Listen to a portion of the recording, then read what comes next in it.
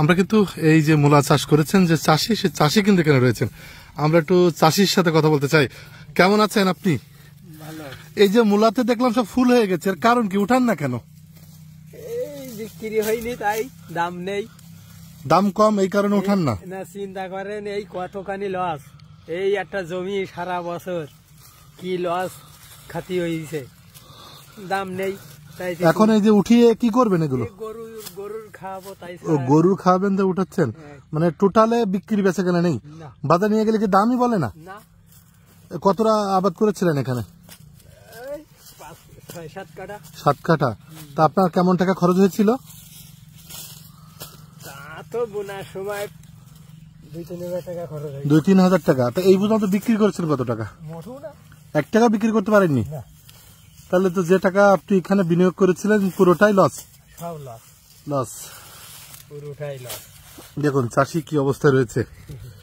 আমরা কিন্তু এতক্ষণ কথা বলছিলাম একজন প্রান্তিক পর্যায়ের চাষির সঙ্গে। তিনি কিন্তু যে মূলার আবাদ করেছেন সেটা সম্পর্কে আমাদেরকে জানাচ্ছিলেন। আর আপনারা লক্ষ্য করছেন, এটা দেখলে ফুল বাগান মনে হচ্ছে। আসলে এটা হচ্ছে যে মূলা, সে মূলা কিন্তু ন্যায্য মূল্য এবং বাজারে বিক্রি বেচাকেনা না থাকার কারণে কিন্তু সেটা কিন্তু পরিত্যক্ত অবস্থায় জমিতে পড়ে রয়েছে, যার ফলে কিন্তু এটা একটি ফুল বাগানের মতন দেখতে মনে হচ্ছে, কিন্তু আসলে কিন্তু এটা ফুল বাগান না, এটা কিন্তু একটি মূলা ক্ষেত।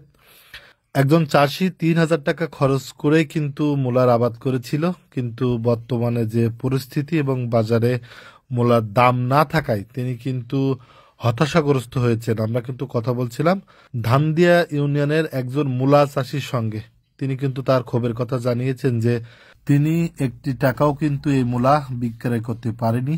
এরকম যদি চাষির অবস্থা হয়ে থাকে, তা আগামীতে কিন্তু যে চাষাবাদ সেটা কিন্তু খুবই বিপর্যয় হয়ে থাকবে এবং চাষিরা চাষের দিকে না ঝুঁকে তারা কিন্তু সীমিত পরিসরে কিন্তু এই ধরনের ফসলের আবাদ করবে বলে মনে করছি আমরা।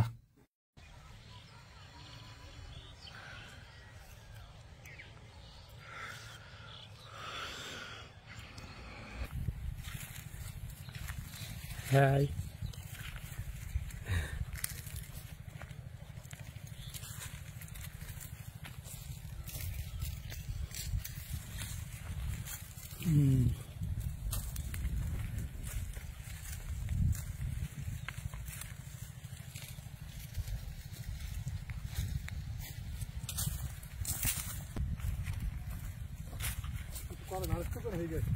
আচ্ছা, দেখা যাচ্ছে।